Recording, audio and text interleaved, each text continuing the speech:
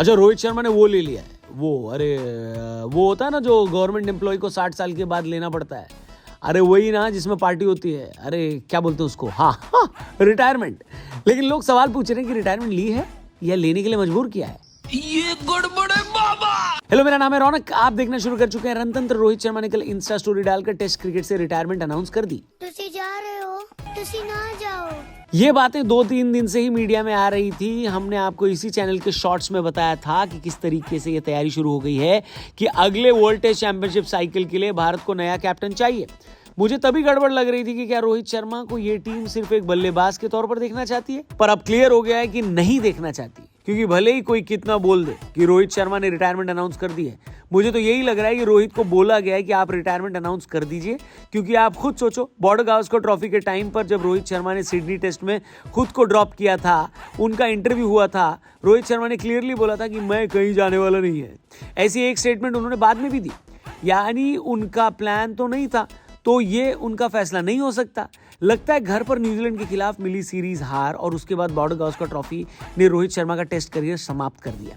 लेकिन शर्मा जी के लड़के का बहुत बहुत शुक्रिया टेस्ट क्रिकेट में अनगिनत मेमोरीज के लिए, ईडन गार्डन में आते ही अपने डेब्यू में सेंचुरी लगाने के लिए, नागपुर और चेन्नई की मुश्किल पिचों पर सेंचुरी बनाकर हमको कोर मेमोरी देने के लिए, 2021-22 वाली बॉर्डर गावस्कर ट्रॉफी जीतने में अहम भूमिका निभाने के लिए।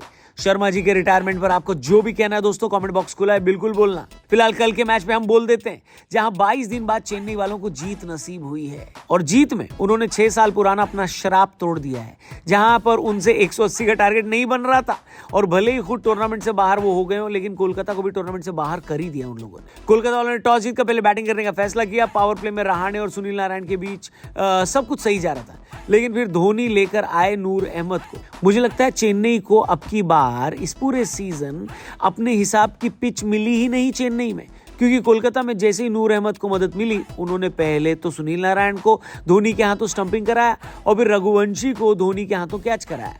ये 2 डिसमिसल करते ही धोनी आईपीएल के इतिहास में पहले विकेट कीपर बन गए जिनके हाथों 200 डिसमिसल हुए। कोलकाता को शुरू में अजिंक्य रहाणे का साथ था, मिडिल ओवर में उनकी उम्मीदें आंद्रे रसल से बनी, लेकिन फिनिश बढ़िया नहीं कर पाए क्योंकि रिंकू सिंह जल्दी आउट हो गए और लास्ट ओवर में रमनदीप और मनीष पांडे पथिराना को एक भी बाउंड्री नहीं लगा पाए। नतीजा ये हुआ कि कोलकाता ने चेन्नई को 180 का टारगेट दिया। अब चेन्नई वाले भी परंपरा, प्रतिष्ठा, अनुशासन के साथ आते हैं। ऐसा कैसे हो सकता है कि पावर प्ले में नुकसान ना हो? पिछले मैच के हीरो आयुष मात्रे 0 पे आउट हो गए, खाता नहीं खोल पाए। यही हाल उनके नए ओपनिंग पार्टनर कॉनवे का भी था, लेकिन चेन्नई की नई साइनिंग ने आते ही क्या धमाका किया है। उर्विल पटेल नाम है इसका और इस लड़के ने छक्के से अपना खाता खोला है। अब यहाँ पर आपको एक कंट्रोवर्सी भी बता देता हूँ। कई लोग चेन्नई पर ये इल्जाम लगा रहे हैं कि इन्होंने इंजरी का रिप्लेसमेंट बटोर के अपनी नई टीम तैयार कर ली।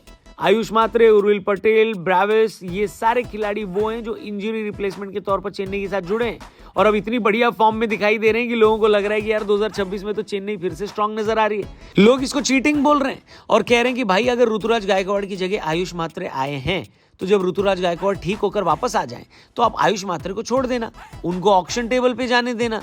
एक तरीके से देखें दोस्तों तो ये बात सही है, रूल में लूप होल तो है, लेकिन ये आप लोगों को आज ही क्यों नजर आ रहे हैं जब चेन्नई ये कह रही है कि 2011 में जब क्रिस गेल ने डर्क नेनिस की इंजरी की वजह से आरसीबी ज्वाइन करी थी तब वो भी तो रिप्लेसमेंट प्लेयर थे, लेकिन 2017 तक आरसीबी के लिए वो खेले।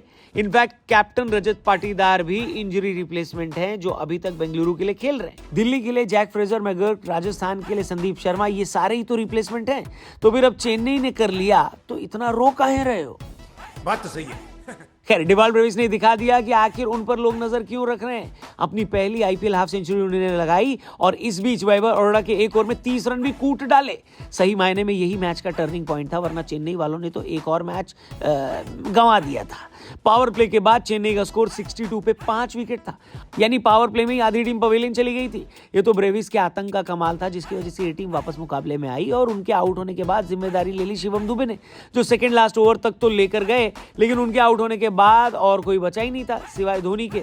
आखिरी ओवर में 8 रन चाहिए थे, धोनी को कुछ भी फैंसी नहीं करना था, पहली गेंद पर बाउंड्री चाहिए, उन्होंने छक्का लगाकर बड़े आराम से चेन्नई को मैच जिता दिया।